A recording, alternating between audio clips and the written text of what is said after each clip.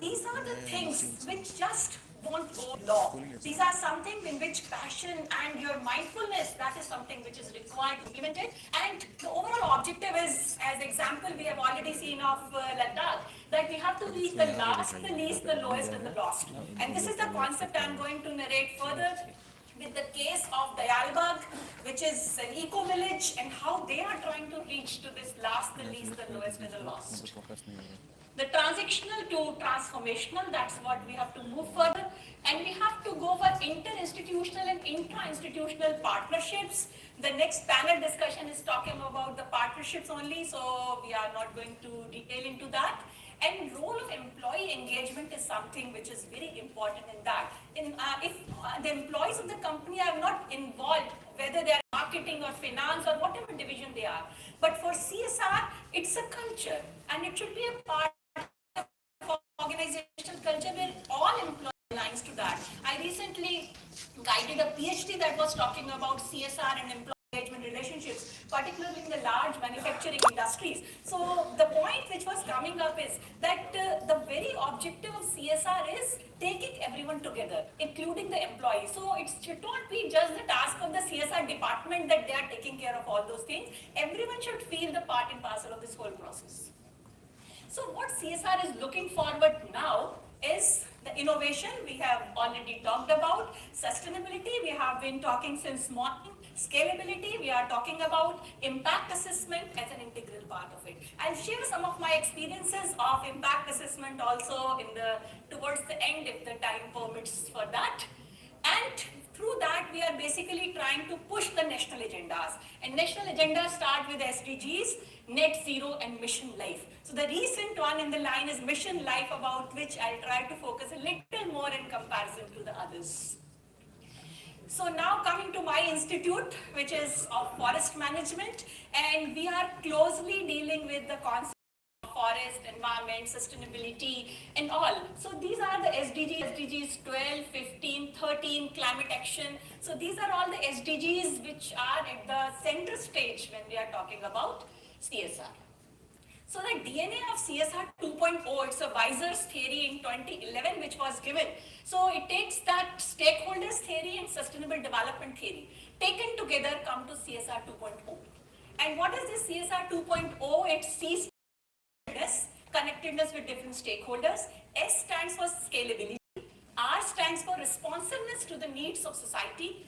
And 2 stands for duality, and O stands for circularity. So you'll see the description of all C, S, R. Duality, the company is not only responsible towards economic aspects but environmental and social issues also.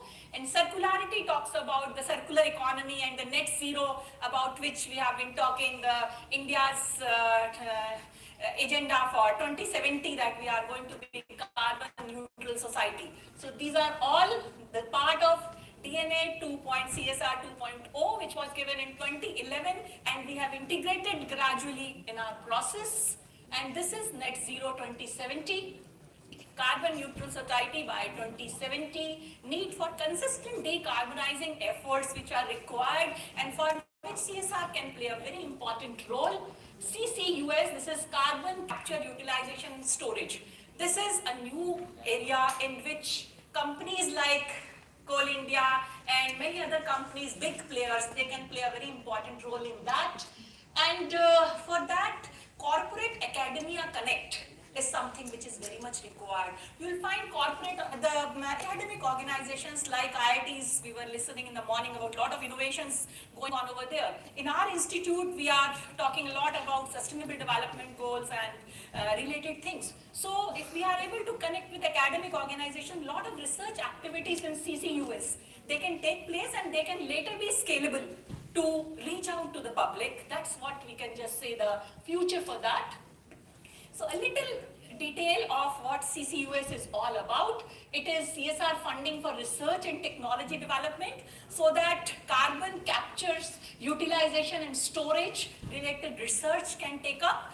Then Nothing new is required for that. It can already be booked under the CSR expenditure in environmental sustainability and contributions to public funded universities and institutes for conducting research in science, technology, and all institutions which are dealing with the sustainable development goals. So nothing new is required in the law. With the existing structure of Schedule 7 itself, we can book all expenditures under CCUS. So some of the utilizations of carbon are in the form of green urea, carbonated drinks, bioplastics, green building materials, and conversion of CO2 into methanol and ethanol. So these are some of utilizations for which a lot of research and developmental activities are required, for which the industry, the corporate academia connect will be required so that research can be done and later its scalability. Now coming to the third part of my talk, that is about mission life. Our ministry is at the forefront for taking the mission life ahead. We are going to organize recently a youth parliament also on the concept of mission life. So this is closely aligned to environmental psychology, my core discipline in which I deal with, and this mission life was given in 1st November 2021 in Glasgow Summit. And the idea behind mission life is that it should start at the local level and should reach globally as a mass movement. And there are specific targets and which are intended for mindful and deliberate utilization of resources rather than mindless and destructive consumption. So a very important aspect on which we have to focus is that what we are consuming. Trying to adopt a minimalistic lifestyle. Corporates, many times we see that when the events are organized, sometimes resource utilization is not as mindful as it is supposed to be. So using the locally available materials which are biodegradable, these are some of the things which we have to bring into practice rather than talking about the projects in CSR. So these are all the things we have to think over, and ultimately we are protecting the environment through that. So for that I talk about 3 R's. Lot of such alphabets come up. So this is my 3R. This is RAR. RAR is refrain from or minimize the fossil fuel usage and shift to alternative energy sources. Abstain from unsustainable lifestyle and practices is something on which I want the focus at the individual level, at the community level, as well as at the organizational level, that we should see that how our small things which we are doing on a day-to-day basis as an organization or as an individual. So what can we do so that we are able to abstain from the unsustainable lifestyle and restrain our temptations to have more and more. We all want luxuries. We were talking about the air conditioning of this hall and in the previous session. So these are certain things about which we have to think over and try to be a little mindful of that. Is it avoidable? Is it sustainable? Should we go for it or should we not go for it? So this is through that we can move towards a sustainable lifestyle, because life means lifestyle for environment. Thing about which we have to focus. So this I have already talked about. The very factual figure which is given for our mission life in their brochure is that if 1 out of 8 billion global population, they are adopting environment friendly lifestyles, carbon emissions are going to drop by 20%.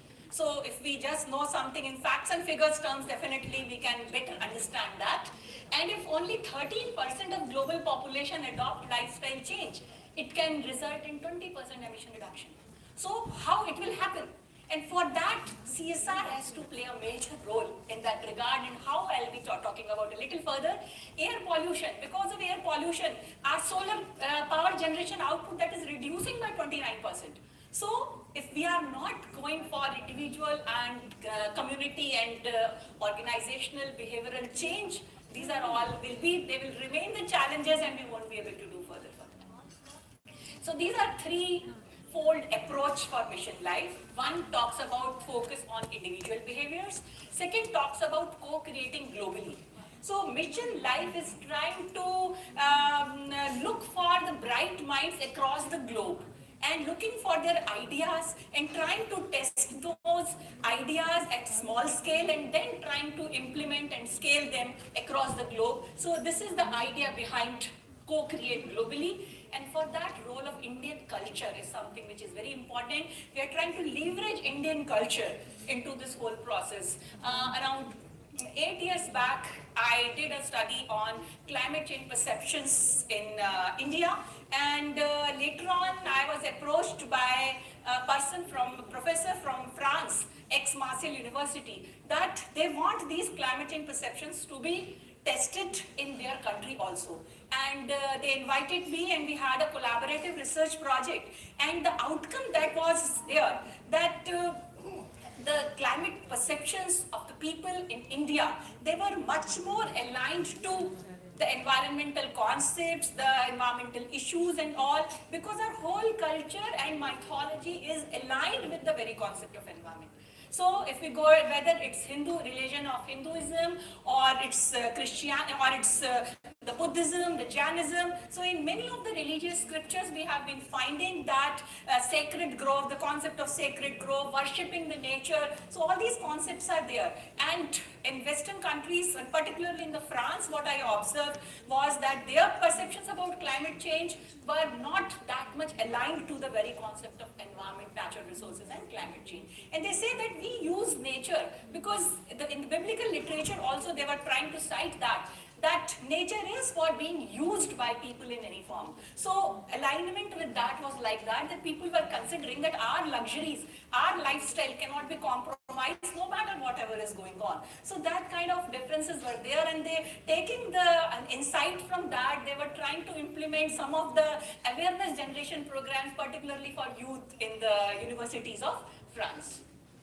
So these are some of the outcomes of the targets of Mission Life, that there is a proposal that a village is deemed to be life village when their Gram Panchayat has passed a resolution, their 30% funds received are being used for Mission Life. A bill for Mission Life is also coming up, and a dedicated funding will be there, through which the whole Mission Life will be translated into action. And when at least 75% households in the village, they are practicing at least 10 life events. They have given a list of 75 life actions. So out of those 75 actions, if 10 life actions are being practiced by the village, then the village will be known as village life village. So like that, these are some of the criteria for urban local bodies, some of the criteria for life district. So in that way, they are going to proceed, and these 75 life actions are divided into 7 sectors.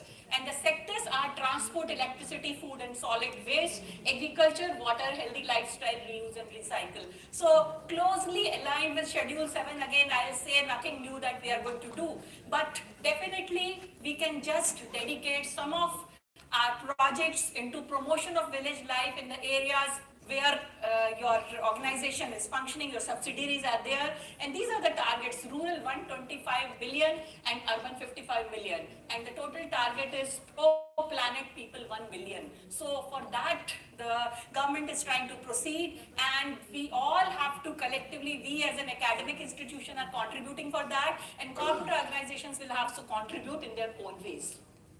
So these are some of the things which we were already doing as a part of Schedule 7.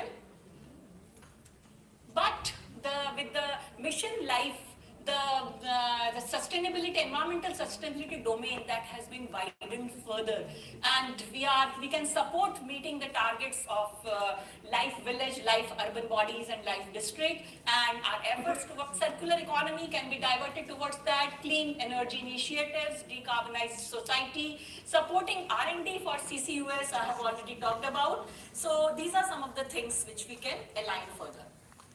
So CSR takes us from planetary rights to planetary responsibilities, and our thoughts, our minds and behavior and social practices, they are very important. So sustainability concept should go beyond our sustainability reports, should go beyond our CSR reports, and they should become into practice. And for that, we were talking about innovation in the previous session. So frugal innovations are very much required for a country like India. And we were talking about Ladakh, the land of Buddha. So we will see that Lord Buddha recommended frugal innovation or frugality centuries away, and with the concept that nothing ceases in life, and that is what circular economy is all about.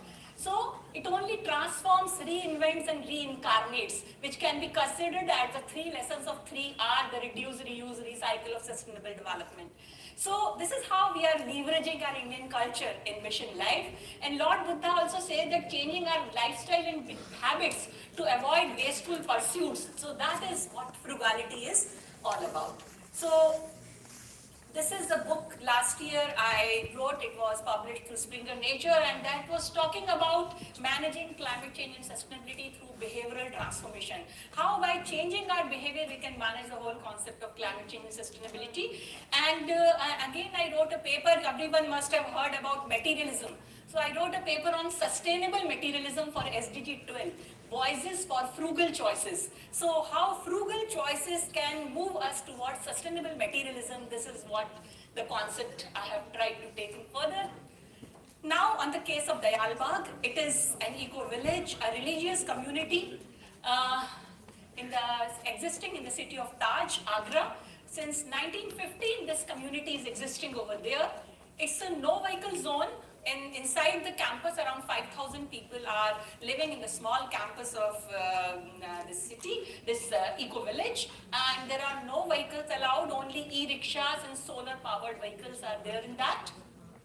And they are harnessing the renewable energy through solar thermal and solar photovoltaic power plants, and solar thermal cooking systems are also there, and they are just trying to manage it and having the 1,000 kilowatt power generated through solar powers. And they are trying to just change their lifestyle in the form of limited luxuries. If you are having an electricity bill over and above the minimum that has been decided, maybe you are questioned that why so. So sustainability is trying to ingrain in the lifestyles of those people, and you will see this was an old vehicle which was, I have cited this example in my book also, that this was an old vehicle, very heavy on diesel, and it was just on the verge of being discarded. And they have a full university, the Darbhanga University, and I'm the proud alum of that particular university. I did my master's and PhD from there. So that vehicle, the students of engineering faculty, they have the automobile engineering department also. So they have converted it into a solar vehicle, and it's regularly being running in the campus.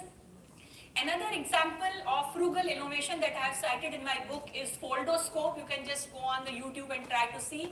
Manu Prakash, who is the product of IIT Delhi and later on is working in the Stanford University. He's having his own lab. That lab is basically the frugal innovations, they are going for that. And it's foldoscope that is indicated over here, and that is a paper-based microscope through which you can just test the malaria. Incidence of malaria in the remote areas where you don't have much facilities. And the very interesting video, if you go to YouTube, you can just see that the whole process of making of that foldoscope is very nicely being depicted over there.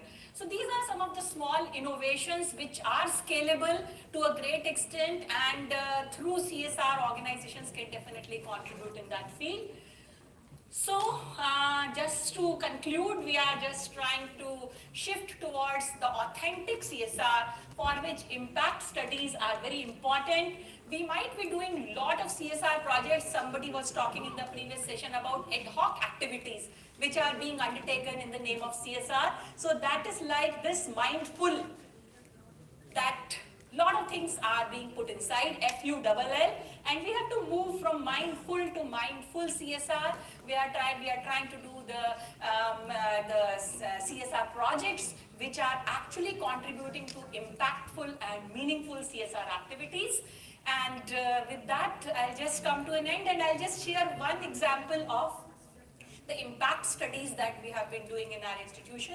So we have devised a model that is known as easier model, and through easier model we are trying to test various levels of like the relevance of the project, the innovativeness of the project, sustainability of the project, efficiency, effectiveness, all these components. And the major problem that we are observing while doing the impact assessment is that many of the projects, the sustainability is something which is being compromised, because at the time of project, some sometimes we are not able to realize that how that project is going to be taken further, how we are going to exit out of it. So that kind of issues are coming up. So while taking CSR projects, I'll just request all the subsidiaries and CIL people that please try to see it beforehand that what will be our exit strategy. Through that, we can move towards impactful CSR. Thank you so much.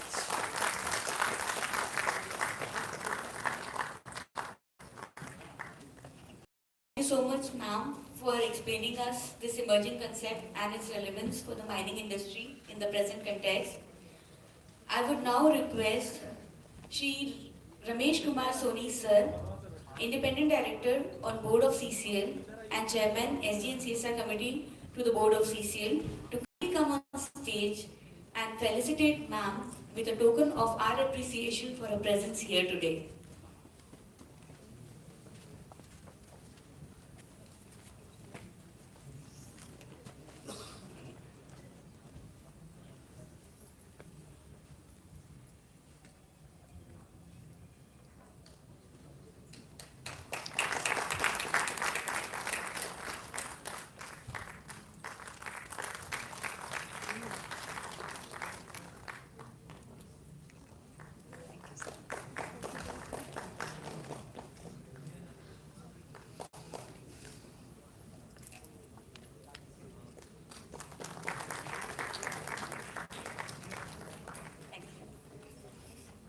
As ma'am is also a member of the panelists, we'll have the question answer session during the panel discussion.